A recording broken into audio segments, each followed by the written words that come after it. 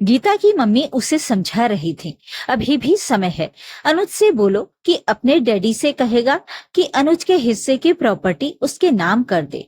गीता बोली, मम्मी मैं ये अनुज से कैसे बोल सकती हूँ, वे अपने डैडी से बहुत प्यार करते हैं। गीता की मम्मी लगातार बोले जा रही थी, हाँ तभी तो अनुज को उल्लू बना रखा है। गीता बोली, मैं कुछ समझी नहीं। अरे तेरी अक्ल क्या घास चरने गई है? तेरे देवर विपिन की पत्नी मधु दूसरी बार माँ बनने वाली है। गीता ठंडी सांस भरते हुए बोली, हाँ वो तो है। मम्मी जी ने तो मधु को मना लिया है कि वो अपना दूसरा बच्चा हमें दे देगी। गीता की मम्मी बोली, देवरानी पूरे घर पर राज करेगी, दूसरे का बच्चा क्या कभी अपना हुआ है? अनुज से बोलकर पहले प्रॉपर्टी अपने नाम करवा ले, फिर चाहे मधु के दोनों बच्चे गोद ले लेना। गीता को दुनियादारी का ज्ञान बांटकर गीता की मम्मी तो वापस चली गई, मगर गीता का मन अशांत हो गया। जब शाम को अनुज घर आया तो देखा गीता बेमतलब टीवी को फटी फटी आंखों से देख रही है।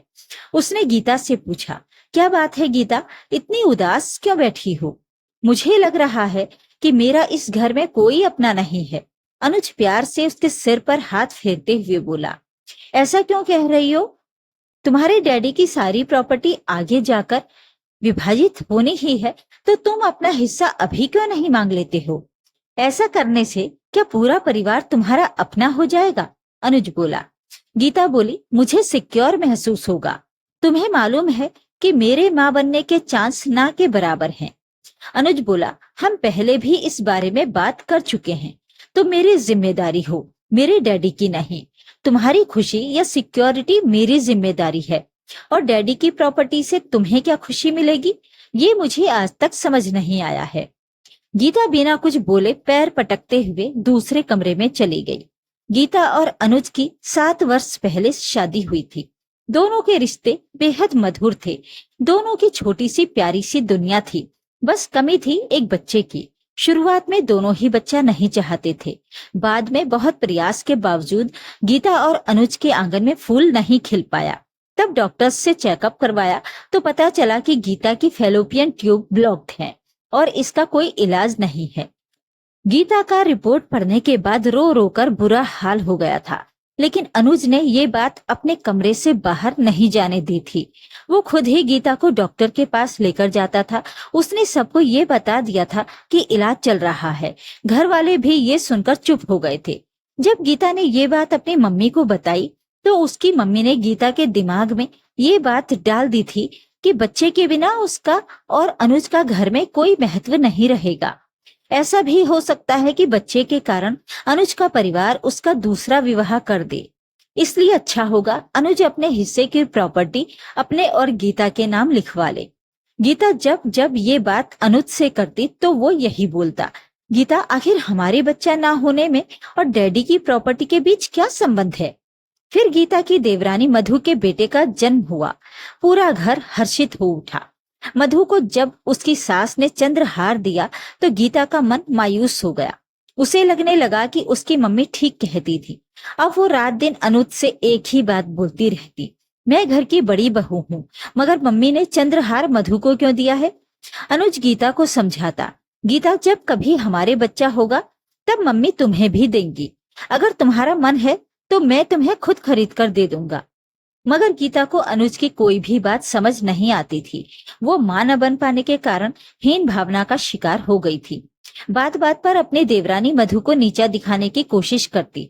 कभी गीता मधु के मोटापे पर कटाक्ष करती तो कभी उसके झड़ते बालों पर उठी चिंता जताती। मधु मन ही मन गीता को अपनी बड़ी बहन मानती थी। इसलिए जब अगली बार मधु मां बनने वाली थी तो उसने अपने आप ही अपना दूसरा बच्चा गीता को गोद देने के लिए बोल दिया था। गीता और अनुज को जब ये बात पता चली तो वे बेहद खुश हो गए। गीता अब मधु का बहुत ध्यान रखने लगी थी। अनुज का पूरा परिवार बेहद खुश था। मगर जब गीता अपने मायके गई तो उसकी मम्मी ने गीता के दिमाग में ये बात डाल दी थी कि ये उसकी देवरानी और सास की चाल है। जब गीता अपने मायके से वापस आई तो उसने बड़े प्यार से मधु को बोल दिया, मधु, माँ से अधिक बच्चे का ध्यान कोई नहीं रख सकता है। अगर मेरे हिस्से में होगा तो मैं भी देर सवेर ये सुख प्राप्त करूंगी, मगर अपने बच्चे को तुम ही पालना।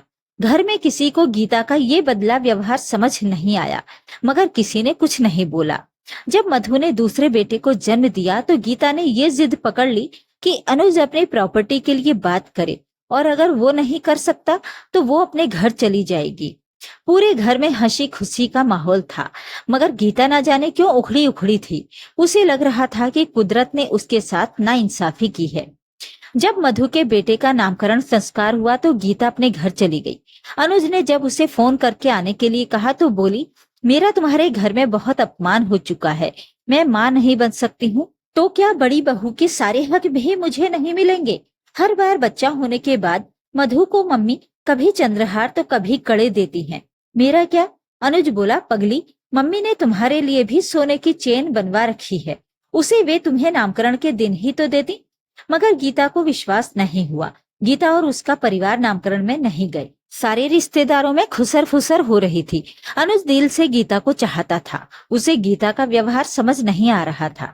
जब नामकरण के बाद अनुज और उसके मम्मी पापा गीता को लेने के लिए गए तो गीता की मम्मी ने खुलकर बोल दिया, मेरी बेटी तभी वापस आएगी जब आप अनुज की प्रॉपर्टी उसके नाम कर देंगे। अनुज के पापा बोले, देखिए गीता हमारे घर की बहू है और मुझे जान से भी अधिक प्यारी है, मगर मैं अपने जीते जी ये नहीं करूंगा। अनुज ने भी कहा, मम्मी गीता को हम पलकों पर बैठा कर रखेंगे, मगर गीता के परिवार के हिसाब से अनुज के परिवार के नियत में खोट है, तभी वे गीता के नाम कुछ नहीं कर रहे हैं, क्योंकि वे सारी प्रॉपर्टी विपिन के बच्चों के नाम करना चाहते हैं। अनुज और उसके परिवार ने बहुत कोशिश करी, मगर गीता टस से मस नहीं हुई। अनुज रोज फोन करता, मगर गीता फोन नहीं उठाती। गीता की मम्मी उसके कान भरती रही, अनुज से बिल्कुल बात मत कर, खुद रास्ते पर आ जाएगा। देखते ही देखते 2 महीने बीत गए। अनुज भी निराश हो उठा था। उसकी तरफ से प्रयास ढीले हो गए थे। गीता ने अपने परिवार के कहने पर अनुज के खिलाफ तलाक का केस कर दिया। अनुज को जब पेपर मिले तो उसमें जो आरोप लगा रखे थे उन्हें पढ़कर अनुज के पैरों तले की जमीन खिसक गई। गीता के वकील ने लिखा हुआ था कि अनुज गीता को मां बनने का सुख नहीं दे सकता है, इसलिए वो तलाक लेना चाहती है। जो बात अब तक गीता और अनुज के बीच थी वो अब सबके सामने उजागर हो गई थी। अनुज के मन से गीता हमेशा के लिए उतर गई थी, मगर अनुज को गीता की मेडिकल रिपोर्ट्स कोर्ट में नहीं दिखाई थी और चुपचाप तलाक के कागजों पर हस्ताक्षर कर दिए थे। गीता को जितनी एलिमनी चाहिए थी वो भी उसे दे दी थी। गीता को ये सपने में भी भान नहीं था कि अनुज ऐसा कुछ करेगा। उसे पक्का विश्वास था कि अनुज उसके पास आकर बात करेगा। गीता और अनुज का तलाक हो गया। अनुज ने उस दिन के बाद मुड़कर गीता की तरफ नहीं देखा।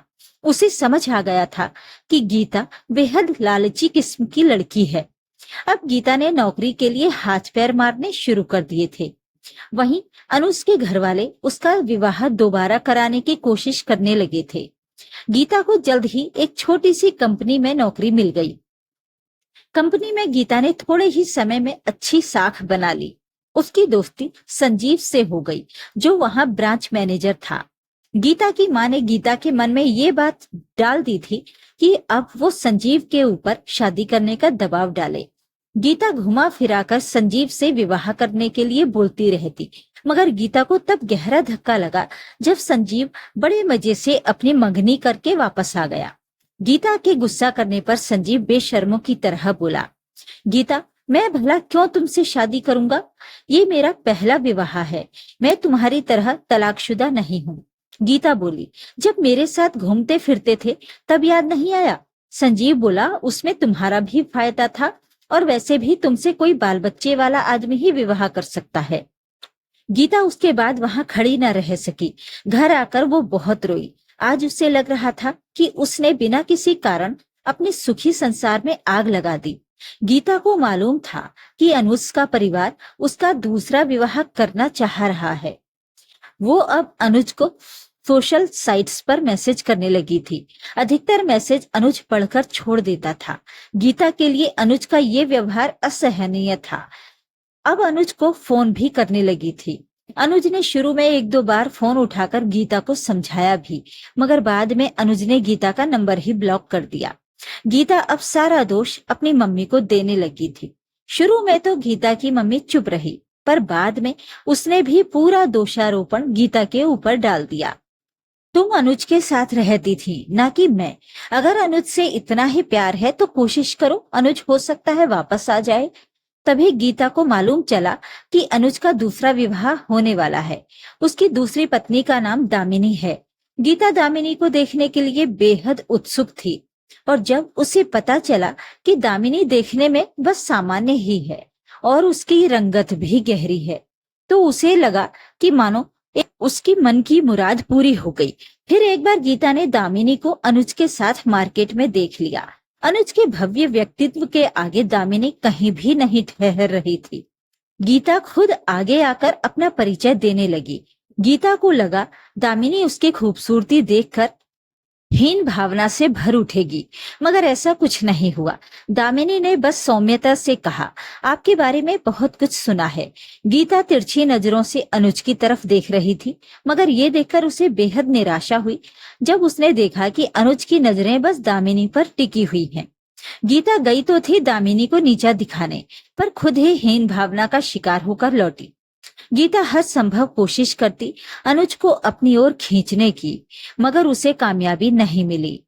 अनुज का एक दिन गीता के पास फोन आया। उसने गीता को लंच के लिए बुलाया था। गीता मन ही मन मुस्कुरा उठी थी। जब गीता पहुंची तो अनुज पहले से ही वहां बैठा था। गीता के साथ पहले अनुज इधर उधर की बातें करता रहा और फिर उसकी पसंद का लंच मंगवाया। गीता लंच के बाद बोली, अनुज तुम भी नहीं भूले हो ना मुझे अभी तक। फिर जब पत्नी दामिनी जैसी हो तो मैं समझ सकती हूँ। अनुज हंसते हुए बोला, तुम सही कह रही हो, मेरी पत्नी दामिनी जैसी सच में कोई नहीं है। उसी ने मुझे यहाँ भेजा है। तुम्हारे रात दिन के मैसेज और कॉल्स सब कुछ दामिनी को पता है। मेरे से अलग होने का फैसला तुम्हारा था। मैं अब आगे बढ़ गया हूँ गीता। जल्द ही दामिनी माँ बनने वाली है। मैं नहीं चाहता कि मेरी पत्नी इस हालत में कोई स्ट्रेस ले। गीता धीमे से बोली, और मेरा क्या अनुज, आगे बढ़ो और जिंदगी के मायने समझकर अपने फैसले खुद करो। किसी और की सलाह पर अपनी जिंदगी के फैसले नहीं लेते हैं। अपनी जिंदगी को अपने चश्मे से देखो। किसी और के चश्मे से देख देख कर ही तुम आज इस मोड़ पर खड़ी हो। इतना कहकर अनुज उठकर वहां से चला गया। अनुज को जाते हुए देखकर गीता को ऐसा लग रहा था कि शायद अब जिंदगी को अपने नजरिए के चश्मे से देखने का समय आ गया है। उसे समझ आ गया था कि अब अपने फैसले खुद ही लेने होंगे। वो ही बेवकूफ थी जो माँ की बातों में आकर अपनी गृहस्थी उजाड़ ली। तो ये थी आज की कहानी। इस कहानी के बारे में अपनी राय कमेंट बॉक्स में जरूर लिखें। वीडियो को लाइक और शेयर कर दीजिए। चैनल को सब्सक्राइब जरूर कर लें ताकि आपको रोज अच्छी अच्छी कहानियां सुनने को मिल सके। तो फिर मिलते हैं एक और कहानी के साथ। नमस्कार।